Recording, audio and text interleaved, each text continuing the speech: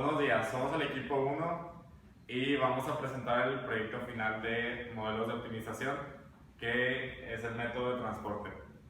Estamos conformados por Alexander, Diego, Alejandro, Mario, Jesús, Lorena, Adrián y Gerardo. En el método de transporte se busca minimizar los costos de envío o suministro de los orígenes, como bodegas o plantas, a los destinos, que serían los clientes o los puntos de venta. Los parámetros para resolver un modelo con el método de transporte son los suministros, la demanda y los costos unitarios. En el problema que vamos a resolver se requiere el suministro a 6 clientes de 5 plantas. Se debe abastecer, como ya se mencionó, a un costo mínimo, y los costos de distribución son mostrados en la siguiente tabla. De este lado podemos ver los costos unitarios, los suministros y la demanda. En un problema general, esta es la terminología utilizada. Para las unidades de un bien, el número de orígenes es M, el número de destinos es N, SI representa los recursos en el origen I, la demanda de J del destino J, y CIJ es el costo por unidad distribuida desde el origen I hasta el destino J. Para resolver el problema, asimismo tienes que tener ciertos supuestos, en especial en este método donde se tiene el supuesto de requerimiento fijo, el cual aplica para el origen y para el destino. Es decir, no es variable que en un día tengas 250 y en 2 días ya tengas 300. Otro supuesto que tenemos en el problema es el supuesto de costo, el cual es proporcional al número de unidades distribuidas. Asimismo, el costo es igual al costo unitario de distribución multiplicado por el número de unidades.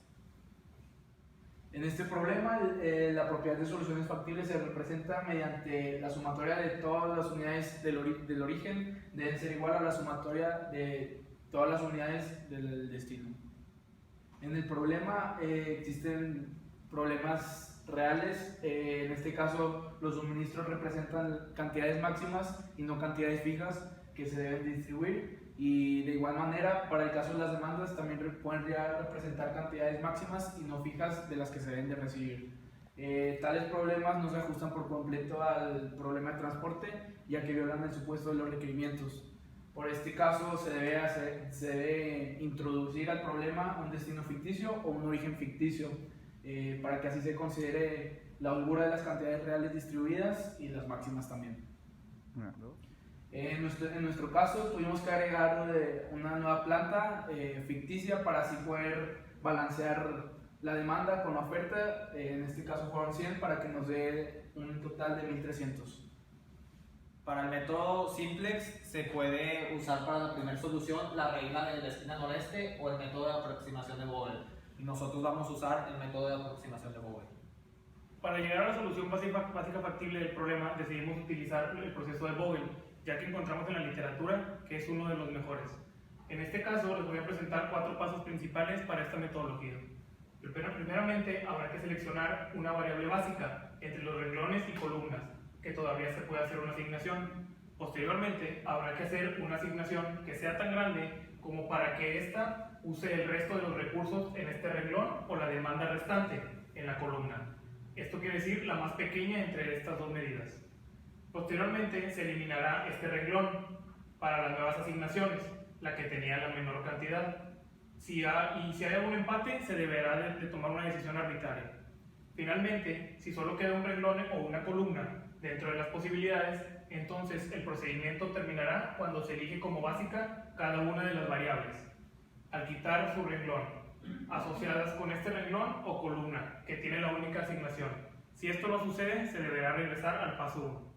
En el método de aproximación de Vogel, el primer paso es sacar la diferencia por renglón y por columna, seleccionando los dos menores costos unitarios. En este caso es 18 y 23. Entonces tenemos una diferencia por renglón de 5 y una diferencia de columna de 12.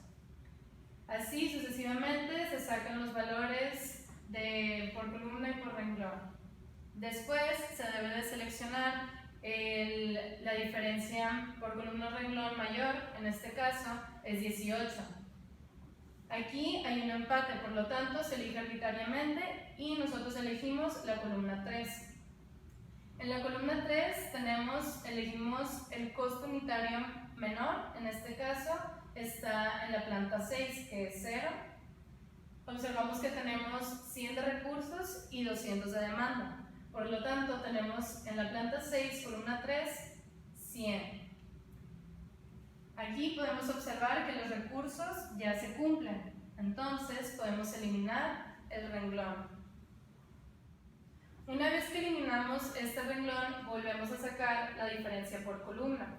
En este caso, los menores costos unitarios son 12 y 20, por lo tanto tenemos una diferencia por columna de 8. Sucesivamente se sacan las otras diferencias por columna y obtenemos que 8 es el número mayor de las diferencias. Entonces seleccionamos el costo unitario menor, que es 12, y observamos que tenemos 250 de recursos y 200 de demanda. Por lo tanto, en la planta 3, primera columna, tenemos 200. Observamos en la demanda y vemos que ya se cumple. Por lo tanto, se puede eliminar la primera columna. Sucesivamente seguimos los pasos y obtenemos nuestras variables básicas que pueden estar en la columna o en los renglones. También observamos que los recursos y las demandas se cumplen, o sea, son iguales. Y tenemos nuestra Z inicial, que es la que buscamos minimizar. Ya obtenido en el paso anterior la primera tabla óptima, debemos hacer una prueba de optimalidad y ver si el costo de la función objetivo se puede disminuir aún más. Es por esto que, como en el método simplex original, la solución básica factible actual será óptima si los coeficientes de las variables no básicas son mayores o iguales que 0.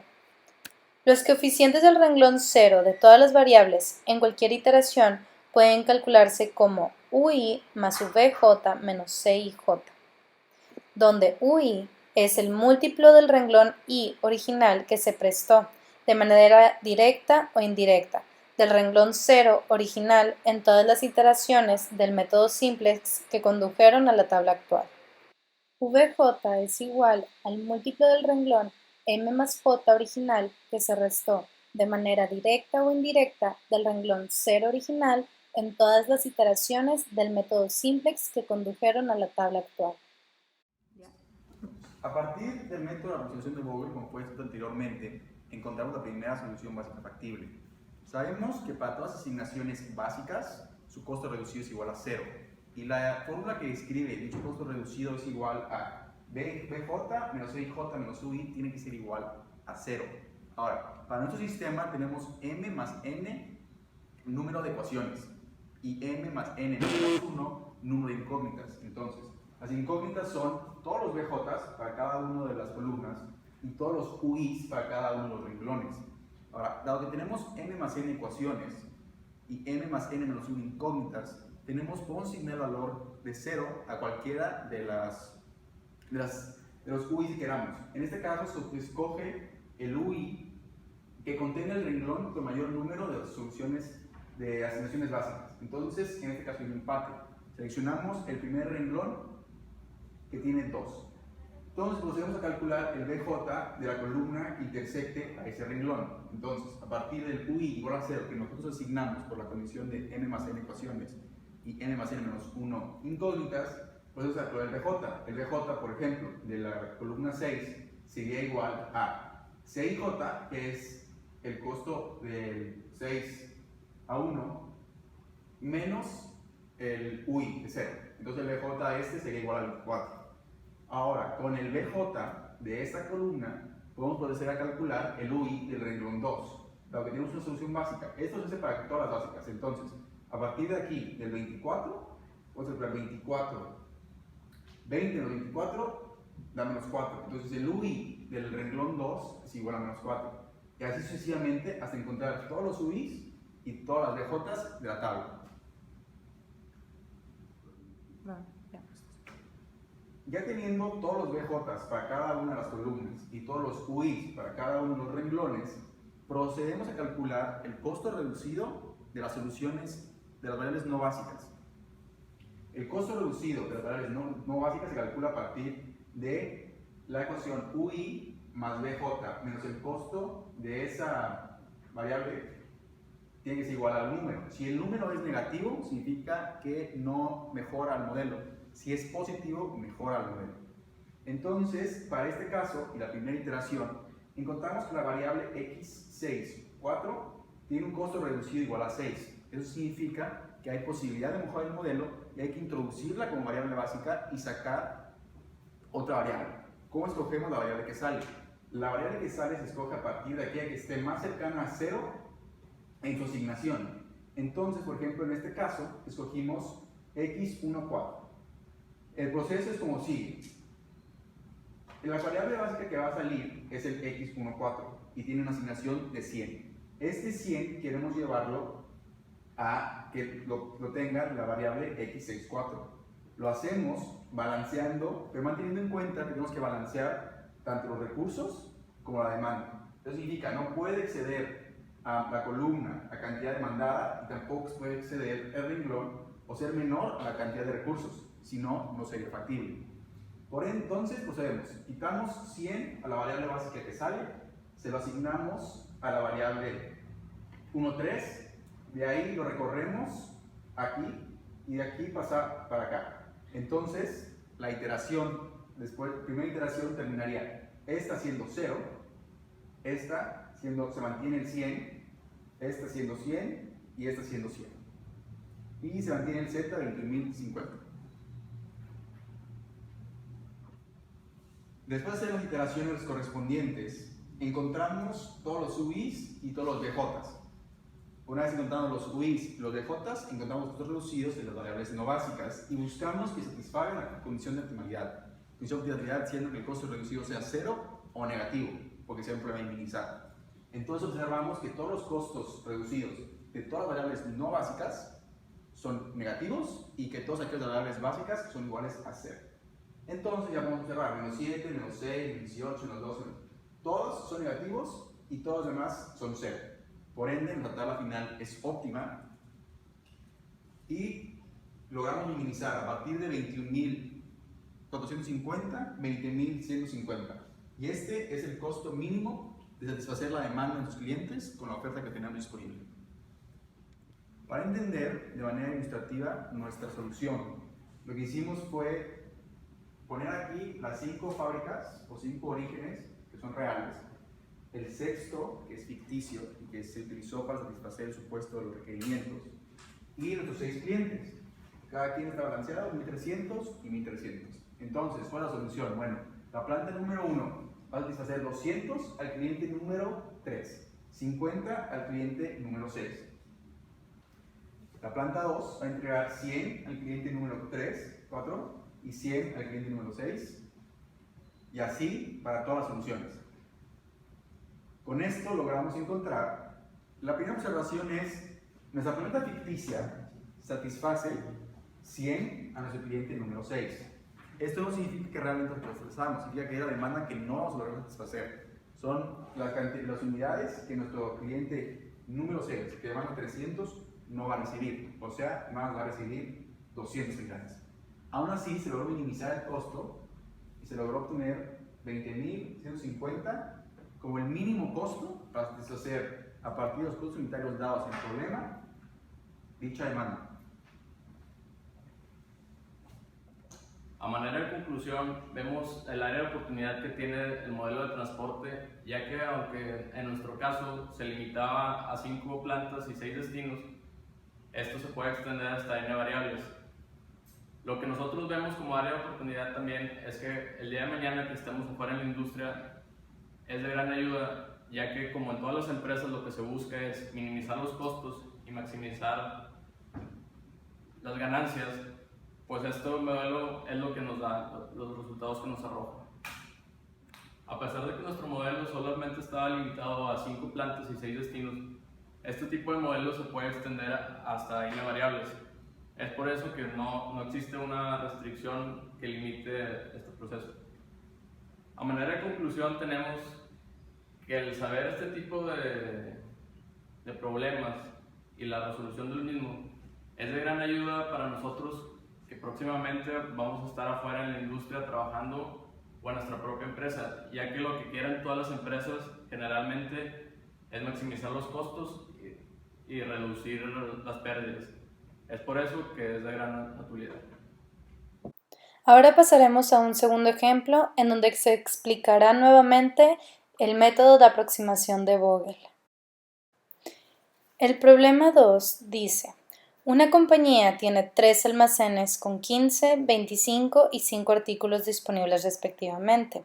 Con estos productos disponibles desea satisfacer la demanda de 4 clientes que requieren 5, 15, 15 y 10 unidades. Los costos asociados con el envío de mercancía del almacén a cada cliente por unidad se dan en la siguiente tabla. Como ya habíamos mencionado, este método ofrece una solución aproximada al método de transporte. Tenemos 3 orígenes y 4 destinos. El primer origen ofrece 15 artículos, el segundo 25 y el tercero 5. El primer destino exige que se le envíen 5, el segundo 15, el tercero 15 y el cuarto 10. Este problema ya tiene la oferta y la demanda equilibrada. Si no fuese así, se requiere equilibrarla como en el problema anterior, que tuvimos que agregar una variable ficticia o dummy, como lo llamamos en el problema. Ahora se identifican los dos costos más bajos. Posteriormente se restan dichos valores y a este resultado, en este caso les llamaremos diferencia por renglón y diferencia por columna. Ahora vamos a identificar las diferencias primero por columna y después por renglón. En este caso es 10, 7, 7, 7 y en el caso de la diferencia por renglón es 10, 2 y 14. El valor de la diferencia siempre será positivo, dado que se resta el valor mayor menos el valor menor. Ahora debemos identificar el renglón o columna con mayor diferencia. En este caso es el 14. Después, en ese renglón o columna, debemos identificar el mínimo costo y asignarle la mayor cantidad posible de producción o material a transportar. De ese renglón se identifica que el costo unitario más pequeño es el 0 y a esa casilla le enviaremos la máxima cantidad de material posible, lo cual es 5. Una vez hecho esto, podemos sombrear la sección. Ahora repetiremos el proceso desde el paso 1. En este caso se presentan dos diferencias iguales de grandes. Por lo tanto, se elige arbitrariamente y elegiremos este 11. Identificamos el mínimo costo unitario de este renglón y vemos cuánto es lo máximo que se puede enviar de material. En este caso, podemos enviar hasta 15 unidades. El único almacén que se queda con inventario es el 2 y los clientes 3 y 4 exigen que se le envíen 15 artículos y 10 artículos. Con esto logramos satisfacer al cliente 3 y 4.